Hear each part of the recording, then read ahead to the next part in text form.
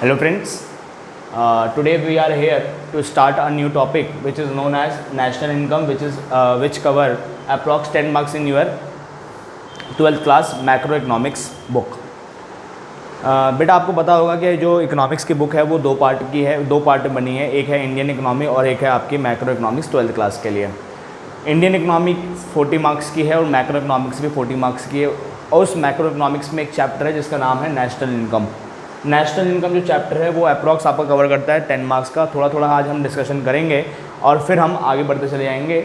और कुछ फॉर्मूले मैं आपको लिखवाऊंगा शॉर्ट फॉर्म में, कुछ एक्रोनिम्स मैं यहाँ पे यूज़ करूँगा, कुछ मेमोरी टेक्निक्स आपको मैं दूंगा जिससे कि आपको ईजिली फॉर्मूले लर्न हो जाएंगे और कॉन्सेप्ट ईजिली आपको लर्न हो जाएगा। चलिए स्टार्ट करते हैं। तो सबसे पहले हम ये समझते हैं कि नेशनल इनकम होता क्या है। बेटा इनकम को रिप्रेजेंट करते हैं वाई से। कभी भी ध्यान रखना इकोनॉमिक्स में इनकम को रिप्रेजेंट करने का जो रिप्रेजेंटिंग फॉर्म है वो किस में रिप्रेजेंट करते हैं, वाई फॉर्म में रिप्रेजेंट करते हैं। तो यहाँ पे नेशनल का एन हो गया, इनकम का वाई हो गया, ये बन गया नेशनल इनकम। नेशनल इनकम के साथ साथ हमें एक और डेफिनेशन समझनी है जिसे हम क्या बोलते हैं, डोमेस्टिक इनकम। डोमेस्टिक बोले तो डी, इनकम बोले तो वाई, तो क्या बन गया डोमेस्टिक इनकम। चलिए समझते हैं इनकम, नेशनल इनकम और डोमेस्टिक इनकम होता क्या है। चलिए, income earn by the resident with in और आउटसाइड द इकोनॉमिक टेरिटरी। अगर हमारे देश के नागरिक ने, मतलब रेजिडेंट मतलब क्या हुआ, हमारा देश का नागरिक। आगे फर्दर हम इसको और इलेबोरेट करेंगे कि रेजिडेंट होता क्या है। अभी आप सिंपल ये समझिए, हमारे देश का नागरिक, अगर हमारे देश के नागरिक ने इनकम कमाई है, कहाँ पे कमाई है, या तो इंडिया के अंदर या इंडिया के बाहर, या तो इंडिया के अंदर या फिर इंडिया के बाहर। मेन आपको क्या ध्यान रखना है कि वो रेजिडेंट होना चाहिए। तो वो किसके अंदर काउंट होगा बेटा, नेशनल इनकम के अंदर काउंट होगा। वहीं मैं बात करूँ डोमेस्टिक इनकम की, तो डोमेस्टिक इनकम क्या होता है, income earn by the resident और non resident within the economic territory.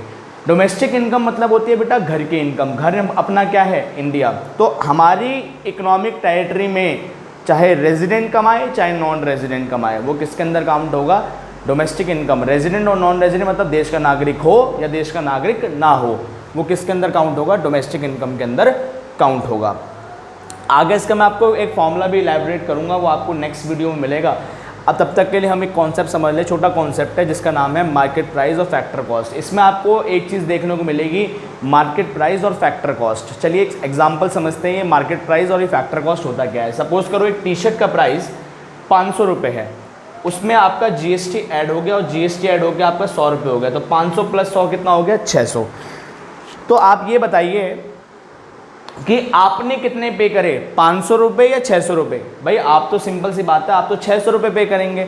तो अमाउंट पेड बाय बायर, अगर खरीदने वाले ने, मतलब अगर हमने जो भी पे करा है, बायर ने जो भी पे करा है, वो क्या कहलाएगा, मार्केट प्राइस, जिसको हम आगे से किससे रिप्रेजेंट करेंगे, एमपी से रिप्रेजेंट करेंगे। आप ये बताइए जो बेचने वाला, जिसने टी शर्ट बेची है, उसको कितने में से मिलेंगे, 600 रुपये या 500 रुपये। उसको मिलेंगे बेटा 500 रुपये। 100 रुपये तो जीएसटी है, जीएसटी का जो पैसा है वो गवर्नमेंट के पास जाएगा, तो उसको मिलेंगे 500 रुपये। और जो अमाउंट रिसीव करा है सेलर ने, मतलब बेचने वाले ने जो भी अमाउंट को रिसीव करा है, उसे हम क्या बोलते हैं, फैक्टर कॉस्ट। तो हमने क्या देखा, फैक्टर कॉस्ट में क्या ऐड हुआ था बेटा, फैक्टर कॉस्ट में क्या ऐड हुआ था, जीएसटी। जीएसटी क्या है बेटा, इनडायरेक्ट टैक्स। जीएसटी क्या है, इनडायरेक्ट टैक्स। दो तरह के टैक्स होते हैं, एक को बोलते हैं डायरेक्ट टैक्स और एक को बोलते हैं इनडायरेक्ट टैक्स। सिंपल सी बात है, इनडायरेक्ट टैक्स को आप समझ लीजिए थोड़ा सा इजी पार्ट में, बाकी हम इस टॉपिक को कवर करेंगे गवर्नमेंट बजट के अंदर। इनडायरेक्ट टैक्स वो टैक्स होता है जो लगेगा आप पे पर देगा कोई और। सिंपल सा, लगेगा आप पे देगा कोई और, मतलब इसके बर्डन को आप क्या कर सकते हैं, इसके बर्डन को आप शिफ्ट कर सकते हैं किसी और पे। तो factor cost plus indirect tax is equal to MP. देखिए फैक्टर कॉस्ट ये रहा 500 रुपये, इसमें हमने क्या ऐड करा, 100 रुपये का आईडीटी, तो हम कहाँ पहुँच गए, मार्केट प्राइस पे। तो हम कह सकते हैं कि फैक्टर कॉस्ट में अगर आप इनडायरेक्ट टैक्स को ऐड करेंगे तो आप कहाँ पहुँचेंगे, मार्केट प्राइस पे पहुँचेंगे। ठीक है, ये छोटी सी वीडियो आपके लिए थी, थोड़ा सा कॉन्सेप्ट था। कॉन्सेप्ट इसमें समझने का ये था सिर्फ, नेशनल इनकम किसे कहते हैं, डोमेस्टिक इनकम किसे कहते हैं, मार्केट प्राइस और फैक्टर कॉस्ट क्या होता है। बाकी धीरे धीरे हम इसके फॉर्मूले को इलेबोरेट करेंगे नेक्स्ट वीडियो में। Thank you, have a nice day.